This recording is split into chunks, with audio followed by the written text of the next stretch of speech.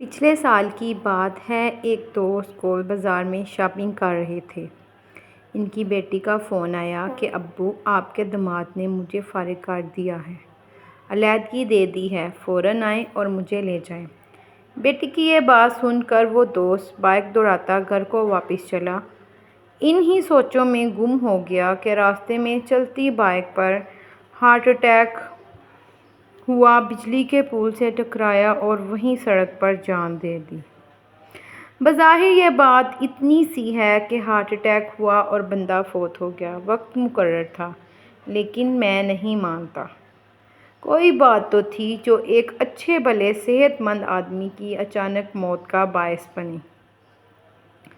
اس میں کہیں نہ کہیں تو انسانی غلطی نے بھی اپنا حصہ ڈالا ہوگا۔ علیحدگی کے کچھ دن بعد میں بچی سے ملا اور پوچھا کہ بی بی، 3 بچوں کے ساتھ خاوند نے جو تمہیں چھوڑ دیا، کیا بات ہوئی تھی؟ تمہارا فرسٹ کزن بھی تو تھا۔ اس بیٹی نے جو بھی وجہ بتائی وہ مجھے سمجھ نہیں آئی۔ الزامات کی ایک لمبی فہرست تھی، لیکن وہ صاحبزادی مجھے یہ کہیں بھی نہ بتا سکی کہ معاملات کی بہتری کے لیے خود اس نے کیا کیا۔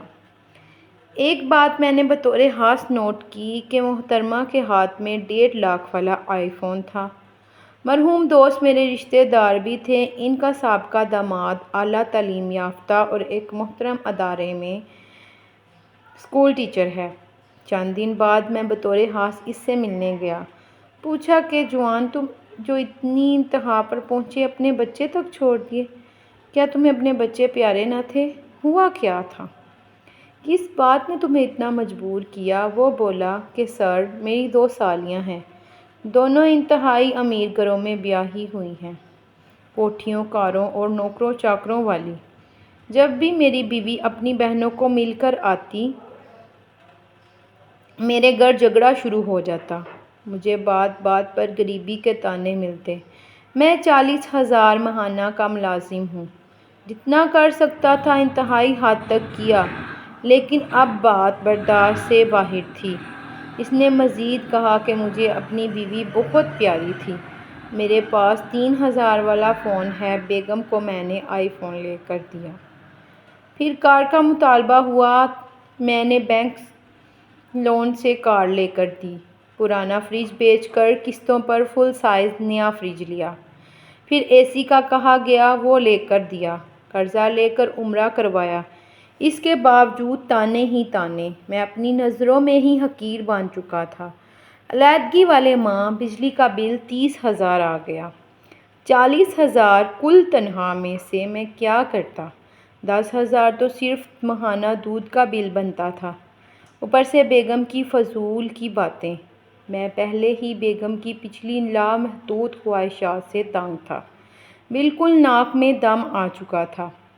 فوری جھگڑا اس بل پر ہوا اور بات اس انتہا تک پہنچی۔ یہ بات کرتے کرتے وہ رو پڑا۔